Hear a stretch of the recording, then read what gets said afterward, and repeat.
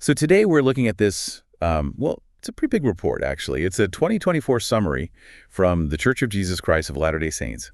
The title is Caring for Those in Need, and it details their global humanitarian and welfare work for the whole year. It includes messages from their leaders, like summaries of all these projects they have going on worldwide, and breakdowns of the aid they provide by region. And there are Right. even these like really personal stories from people who've been helped and who are serving others. It's a lot to unpack. It is. It's comprehensive, for sure.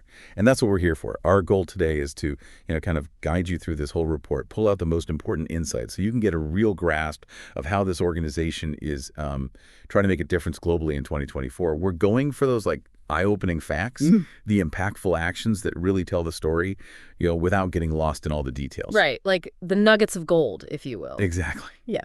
So let's dive right in. I mean, this is a big topic. Where do we even begin? Well, I think the report starts in a smart place by laying out the core principles, the why behind all these efforts. They really emphasize what they consider the two great commandments, love God and love your neighbor.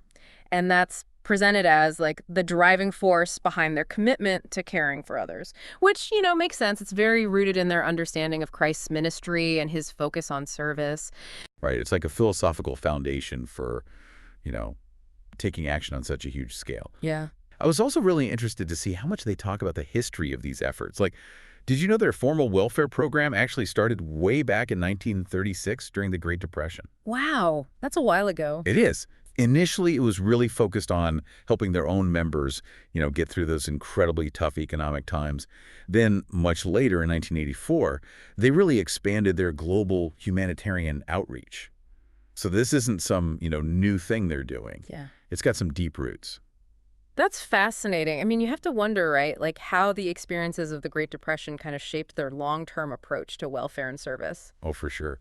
I mean, going through something like that, it probably instilled a really strong sense of, community responsibility and self-reliance. Yeah. Those ideas seem to be central to their programs even now. Yeah, absolutely. The report goes on to kind of outline the three main ways they put this caring into action. So first, there's the global humanitarian efforts, and that's where they provide aid to people in need all over the world. And, it doesn't matter their religion or anything else. It's about helping those who are suffering. Right. It's very much about, like, just meeting basic human needs wherever they exist. Yeah. Then second, they have what they call welfare and self-reliance initiatives. These are more focused on, supporting members of the church who are facing challenges and helping them become more independent and, able to care for themselves and their families. And then the third piece, which, I mean, it really seems to be the foundation of everything they do, is the massive amount of volunteer service provided by their members. Yes. Volunteering is huge for them. It's like woven into their culture. Definitely. And the report actually quotes Dallin H. Oaks. He's a leader in the church. He says, and this is a direct quote, "Much welfare and humanitarian service to our fellow beings is taught and practiced by the Church of Jesus Christ of Latter-day Saints and by us as its members." That's powerful. It really emphasizes how ingrained this idea of service is for them. It's not just something they talk about, it's something they actively do. It is. And speaking of action, the report then shifts to a much more personal message. It highlights President Russell M. Nelson's invitation, which he gave on his 100th birthday back. Words, reach out and serve the one. Oh, I remember that. He even tied it to the parable of the lost sheep, right? Did. It's all about, that individual focus, caring for each person. It's kind of beautiful, actually, to see how alongside these huge global projects, they keep coming back to this idea of simple individual acts of kindness. It is. And they get really practical about it, too. They actually list out specific things that, anyone listening could do to apply this in their own communities. Like, think about that friend who might be feeling lonely or that neighbor who's going through a tough time. It could be as simple as, inviting them over for a meal or offering to help with something they're struggling with or just, really taking the time to listen to them. Yeah, it's about those little things that can make a big difference. Absolutely. And those individual actions, they're not seen as separate from the larger efforts. It's all connected. The report even mentions practical things like, donating clothes or food to local charities, helping family members, writing a note of encouragement, or even just contacting your local church leaders to see what needs are in your area. Right. So it's about finding those opportunities, big or small, to make a difference. Exactly. And then, of course, they highlight justserve.org. That's a great tool for finding organized volunteer opportunities close to you. We'll definitely talk more about Just Serve later. It's like a whole movement in itself. Yeah, we'll get there.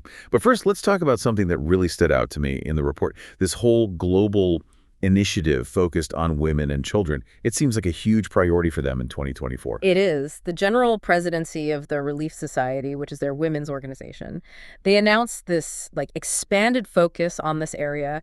They're addressing some really critical needs, things like child nutrition, maternal and newborn care, immunizations, and education. It's fundamental, right? Investing in the next generation. Totally. And they even quote President Camille N. Johnson saying, "Global progress starts with nourishing children and strengthening women." It's a powerful statement. It is. And then they break down each of those areas in detail. Yeah. Like with child nutrition, they cite this really sobering statistic. Almost 148 million children worldwide suffer from chronic malnutrition. That's just, wow. It's heartbreaking, but they're not just presenting the problem, they're talking about solutions. Their initiative aims to connect families with the resources they need to identify and address this issue. They even give a specific example of a donation they made to Caritas Manila in the Philippines. Oh, right. That was for providing supplemental meals and hygiene supplies to kids in need. Exactly. Every bit helps. And then when it comes to maternal and newborn care, it's really about strengthening healthcare systems. They're providing training and equipment to healthcare workers and clinics. I remember reading about their donations to Project HE. That was amazing. Yeah. It's making a real difference in places like Colombia and Venezuela, where there are a lot of vulnerable communities. And then they also talk about building a new maternity center in Liberia, which is so needed because the old one was destroyed during the conflict there. Yeah, these are really tangible actions that, they're literally saving lives. They are. And then there's immunizations, which we all know are essential for preventing infant and maternal deaths. The report highlights their work with UNICEF. Like in Mali, they helped eliminate neonatal tetanus. That's incredible. It's amazing what these vaccines can do. It is. And then underpinning all of this is education. They see it as a cornerstone of self-reliance and, just a better future for everyone. The report talks about their funding of UNICEF's Learning for Life program in several African countries. That's providing early childhood development and basic education to so many kids who wouldn't have access otherwise. They're also really focused on empowering women through education, like that program in Slovakia that trains women to be caregivers. Oh, right. It gives them skills and job opportunities. That's fantastic. It is. And there's even a quote from Sarah Bucci, who's with Helen Keller International. She talks about how important cost-effective nutrition services are and how they're working with the church to make a difference. Yeah, partnerships are key, right? No one organization can do it all. It takes collaboration. Exactly. And what's really interesting is how the report goes from these big global initiatives to very personal, local examples of church members actually living out these principles. It really brings it all down to earth. It does. It makes it real. For example, they talk about fast offerings. That's where members basically fast for 2 meals once a month, and they donate the money they would have spent on food to help others in need within their community. It's like a direct and personal way to contribute. I love that. It is. And then they share these really powerful stories of people serving the one, as President Nelson put it. There's this young woman in Layton, Utah, who sprained her ankle, and her elders quorum president, that's the leader of a local men's group in the church, he organized a bunch of guys to come help her plant her garden. Oh, that's so sweet. It is. And then there's this other example of a workshop at an addiction recovery center in Puebla, Mexico, where members were providing support and guidance to people struggling with addiction. It's inspiring, to see these principles in action. It is. And the report emphasizes the role of the Relief Society, the women's organization, in all of this. They're on the front lines providing both material help and emotional and spiritual support. They do so much, and they're always organizing service projects. The report mentions a couple, like the one at the BYU Women's Conference where they were packaging meals and sewing things for kids, and then that big toy drive in Colombia. It's great to see people of all ages getting involved. They even highlight some youth service projects. Oh, yeah, like Global Youth Service Day. There was that lake cleanup in Arkansas and a huge meal packaging event in Canada organized through Just Serve. It's good to see, those values being instilled in young people. It is. And then, of course, when disasters happen, it seems like church members are often among the first responders. That's true. They're quick to mobilize. They are. They talk about the wildfire relief efforts in Chile. and the help they provided after that volcano erupted in the Philippines. Again, it's not just about, the big organized efforts. It's about individuals showing up and doing what they can to help. It all adds up. There's another quote in the section from President Nelson where he talks about the impact of ministering to just one. It's powerful. It is. Now, let's shift gears a bit and talk about the role of missionaries. Okay, good idea. Now, it's important to remember that their service goes way beyond just, sharing their beliefs. They're really involved in a wide range of humanitarian efforts. Yeah, did you know they have these things called service missionaries? Right. Tell us about them. So these are missionaries who are specifically focused on supporting welfare and self-reliance operations. They're not proselytizing, they're just there to help. They're putting their faith into action. Exactly. The report gives an example of service missionaries working in employment services, helping people find jobs and get back on their feet financially. That's so valuable. It is. And then even the missionaries who are primarily focused on sharing their faith are also really active in emergency relief. They were involved in the cleanup after those bad storms in Switzerland, and they helped out after that terrible earthquake in Japan. It's cool to see how integrated their approach to service is. Totally. And it goes beyond just emergencies. They're involved in all sorts of community service initiatives. They're donating things to refugee camps, making blankets for kids in orphanages, you name it. They even have a whole Just Serve project at this food bank in Texas. They really are becoming a part of the fabric of the communities they serve. They are. There's a quote from Ronald A. Rasband, another church leader, where he specifically praises the remarkable service of their senior missionaries. Many of them, spend their retirement years doing this kind of work. It's amazing. It is. Okay, so now let's circle back to Just Serve. This seems like a really important piece of the puzzle, connecting people who want to help with actual needs in their communities. It is. It's like a bridge. It is. And the report describes it as both a movement and a free online resource. It's been around since 2012, and they facilitated, get this, over 165,000 volunteer projects. Wow, that's a lot of projects. It is, and it's not just for church members. It's for anyone who wants to get involved. Right, that's the whole point, to bring people together to do good. Exactly. There's some really cool examples in the report, like that Global Youth Service Day event in Southern California. Young people from 80 different schools came together and worked on all these different projects for local charities. That's awesome. And I remember reading about that big bed building project in Las Vegas. Oh, right. They had tons of volunteers show up and build beds for kids who didn't have them. It's amazing what people can accomplish when they work together. It is. Yeah. And they also talk about interfaith collaboration. There's a project in Indiana on Martin Luther King Jr. Day that brought together teenagers from all sorts of different religious backgrounds to serve their community. That's so cool. It's all about building bridges, through service. Exactly. There's a quote from Gerald Caussé in this section that I really liked. He talks about how serving alongside people from different backgrounds can create understanding and break down barriers. He's right. And there's a clear call to action in the report for everyone to check out justserve.org, see what needs are in their area, and get involved. It's a really user-friendly tool. It is. And there's a great quote at the end of the section from W. Christopher Waddell, where he reminds us that Jesus Christ is the ultimate example of service. It kind of ties it all together, It does. It brings it back to their core beliefs. Okay, so we've talked about the principles behind their work, the focus on individual service, the global initiative for women and children, the role of members and missionaries, and Just Serve. Now the report kind of shifts gears and gives us a big picture overview of their global humanitarian initiatives in 2024 with some, really impressive numbers to show the scale of their work. Yeah, this section really puts it all in perspective. In 2024 alone, they undertook 3,836 humanitarian projects with a total expenditure of $1.45 billion. And get this, 6.6 million volunteer hours were contributed across 192 countries and territories. Those numbers are mind-boggling. They are. It's a global operation. And the report breaks down what's included in those volunteer hours. It's not just, people going out and doing service projects. It also includes all the volunteer work that happens at church-operated facilities, the service of missionaries who are focused on humanitarian work, and disaster cleanup efforts. It's All hands on deck. It really is. And they emphasize that there are over 8 million members in the Relief Society worldwide and almost 12,300 missionaries specifically dedicated to welfare and self-reliance work.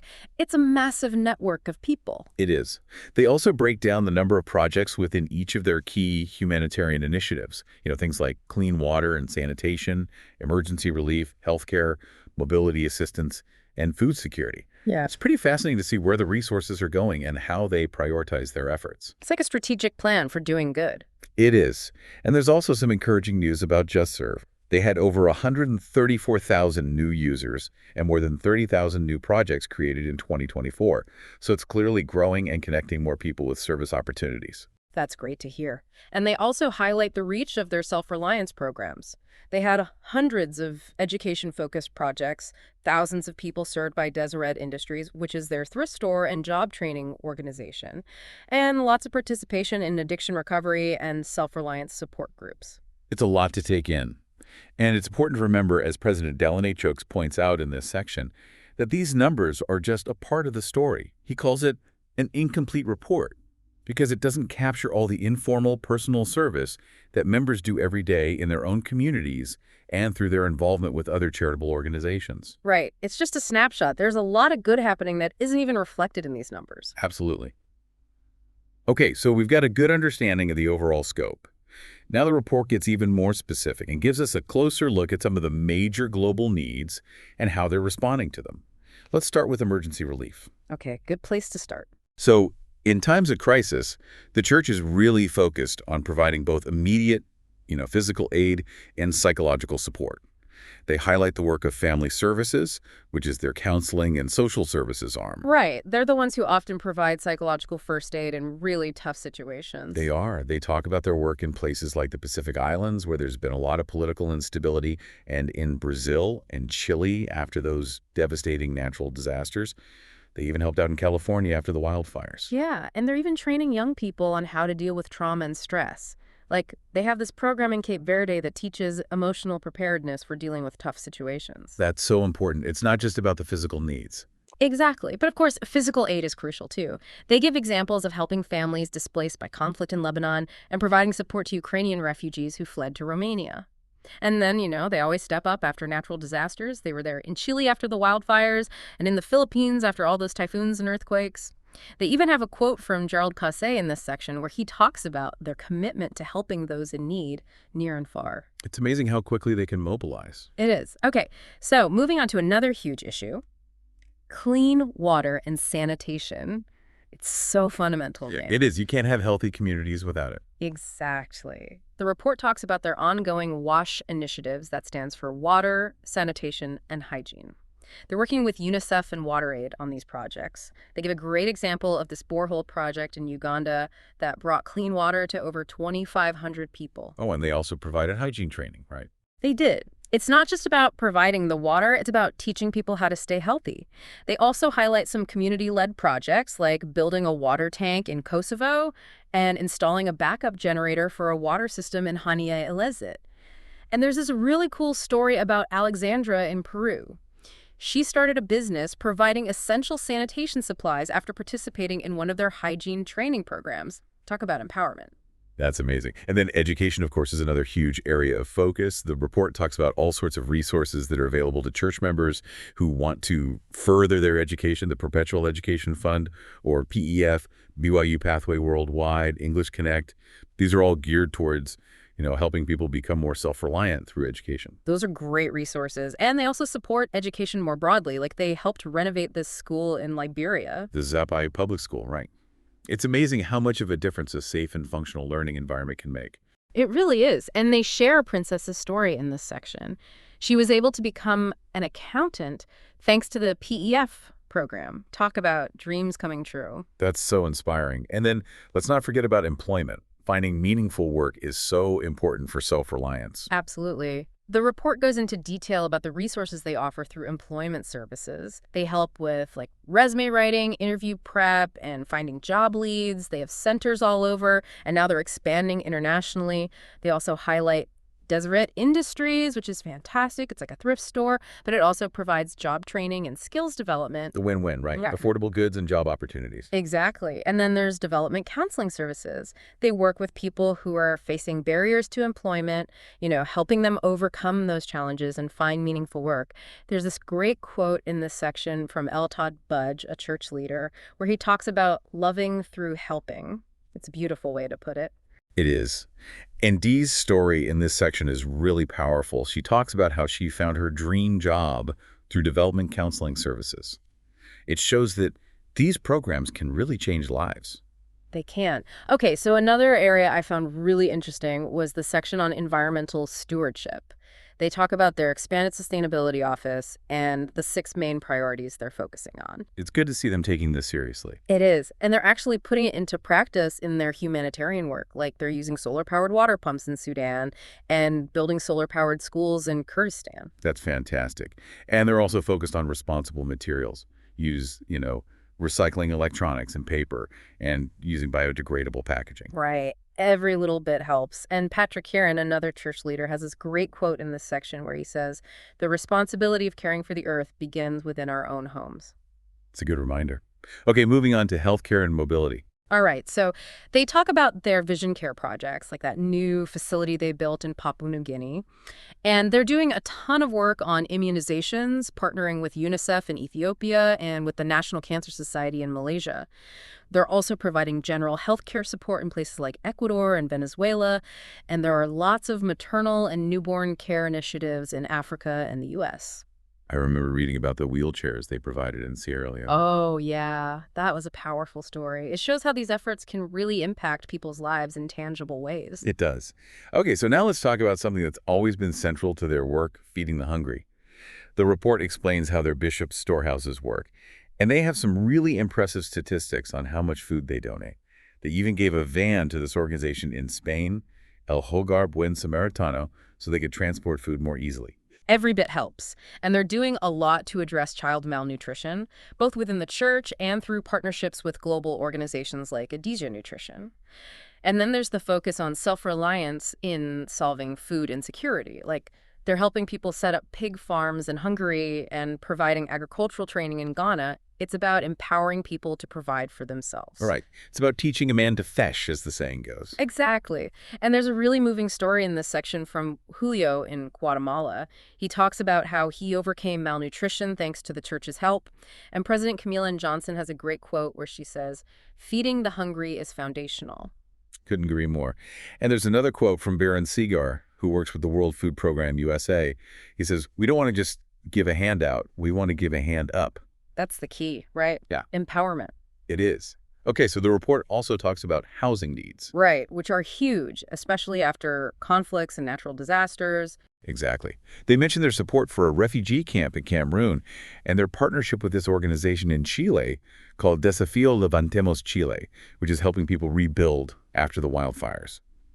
There's a really powerful story in this section from Kaltumi, a woman living in the refugee camp, about how much the shelter they provided meant to her family. Shelter's everything in those situations. It is. Okay, and then there's a whole section dedicated to mental health. Which is so important. It's often overlooked in humanitarian work. It is. They talk about the work of family services, which provides counseling, a helpline, and training in psychological first aid. And they also have their addiction recovery program, which they've renamed Healing Through the Savior. It's a much better name. It is. And they have other resources, too, like emotional care cards and helpful web pages. They share Lisi's story in this section, a woman who overcame addiction through the program. It's a really inspiring message of hope. It is. And then there's this perfect quote from Galatians, "Bear one another's burdens and so fulfill the law of Christ." It's a beautiful reminder that we're not meant to go through these things alone. Okay, so finally the report talks about self-reliance. Right, which is kind of the ultimate goal, right? Helping people become self-sufficient. It is. They talk about all these self-reliance group courses they offer, covering things like personal finances, starting a business, and all sorts of other life skills. They share this great example from Paris, France, where a self-reliance group really helped people turn their lives around. That's fantastic. And there are also some inspiring stories from Liberia, where they're providing agricultural training, and from Brazil, where they're helping people learn new languages. It's all about giving people the tools they need to succeed. And they share Juanita's story in this section. She talks about how these self-reliance courses helped her become empowered and take control of her life. That's the goal, right? Empowerment. And there's this beautiful quote from Janet Dennis at the end of this section. She says, "As we serve one another, we become one in Christ." It's a beautiful thought. Okay, so now the report gets even more specific and highlights some of their work in different regions around the world. Okay, so like a regional breakdown of their global efforts. Exactly. Let's start with Africa. All right, so in Africa, they're really focused on addressing basic needs like access to food and clean water. They talk about drilling a borehole in Nigeria, which is providing clean water to so many people, and building a sustainable water system at a school in Zimbabwe. They're also working on education, healthcare, and providing aid to people affected by conflict. And they're making a big impact. Like they helped eliminate maternal and neonatal tetanus in Mali through their immunization efforts. That's huge. And they have a quote from Solomon Okpenifo, who works with Water Aid Nigeria. He talks about the critical need for clean water and sanitation in the region. And Nadia's story from South Sudan is really powerful. She talks about how food aid from the church helped her family survive during the conflict. It's heartbreaking to think about what people are going through in those situations, but it's also inspiring to see how the church is stepping up to help. Okay, so moving on to Asia. Okay, so in Asia, they're doing a lot of work on education, healthcare, and clean water. They're providing computers to schools in Mongolia, building safer learning environments in Cambodia, and providing prosthetics in Indonesia. They also built water tanks in Timor-Leste. And they're always ready to respond when disasters streak. They talk about their work after the volcanic eruption in Indonesia and the earthquake in Japan. Right. And they have a quote in this section from His Excellency Nekbon Keng from Cambodia, where he thanks the church for their help in improving hospitals in the country. And there's a great story from Mila in Malaysia, who talks about how she received aid from the church after her home was flooded. Okay, so what about Australia, the Philippines, and the Pacific? So in that region, a lot of the focus is on responding to natural disasters. Like they helped with the cyclone rebuilding efforts in New Zealand, and they provided aid after the volcano erupted in the Philippines. They're also doing a lot of work on child nutrition in the Philippines and Tonga, and they're working on clean water projects across various island nations. It's such a disaster-prone region. It's good to know they're there to help. It is. And there's this great story from Amara in the Philippines who talks about how she overcame malnutrition thanks to the church's help. All right, what about the Caribbean? So in the Caribbean, they're focusing on education, healthcare, and emergency response. They helped repair schools in Suriname, provided vision exams in the Dominican Republic, and helped with hurricane relief efforts in Union Island. I remember reading about the agricultural equipment they donated in Jamaica. Oh, yeah. That was great. Ms. Vincent, a teacher there, was so grateful for the donation. It's going to make a big difference for her students. And there's a nice quote in this section from Kristen Emier, a church member, who says, "We find relief in helping others." It's true. There's something very healing about serving others. Okay, what about Central and South America? So in that region, they're doing a lot of work on disaster relief, food security, education, and healthcare. They helped after the floods in Brazil, the droughts in Paraguay, and the wildfires in Chile. They're also providing school meals in Nicaragua, supporting scholarships in Argentina, and organizing blood drives in Bolivia. And they help with Operation Smile in Peru. Right, that's a fantastic organization. It is, and there's a quote from Dr. Alfaro in El Salvador who expresses his gratitude for the blood donations, which are literally saving lives. And Jarrett W. Gong, a church leader, talks about the importance of faith, service, and sacrifice. Okay, so what about Europe? So in Europe, they're really focused on emergency response, especially with the earthquake in Turkey and the ongoing conflict in Ukraine. They're also providing support to vulnerable populations and working on food security initiatives. I remember reading about Erica, who knitted baby booties for the families affected by the earthquake in Turkey. Such a simple act of kindness, but it means so much. It does, and they're working with organizations like CARE to provide aid in Ukraine and with Muslim Aid in Bosnia to help people become more self-reliant. All right, and finally, the Middle East. So in the Middle East, they're focusing on healthcare and supporting vulnerable populations. They've provided wheelchairs in Jordan, organized vaccination campaigns in Pakistan and Yemen, helped reopen an eye clinic in Beirut, and built a nursing center in Kurdistan. They also have a sheep farm project in Jordan and are providing food support in Lebanon and Egypt. And they're doing a lot to support maternal health, right? They are. Arwine's story from Yemen is a powerful example of that. She talks about how grateful she is for the support she received during her pregnancy. Okay, and last but not least, North America. So in North America, they're focusing on supporting vulnerable populations, ensuring food security, and improving healthcare. They provide shelter and support services, work with food banks, and offer self-reliance programs.